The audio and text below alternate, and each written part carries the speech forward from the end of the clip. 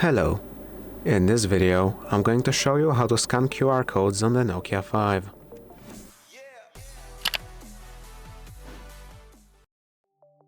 To scan QR codes, go into Camera, then tap on the Google Lens button.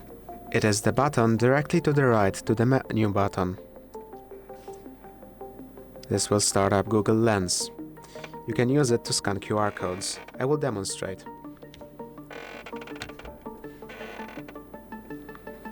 Simply point it at the code, then tap on the link. This will open the link, and that's it. If this video has been helpful to you, please consider subscribing, leave a like and a comment down below.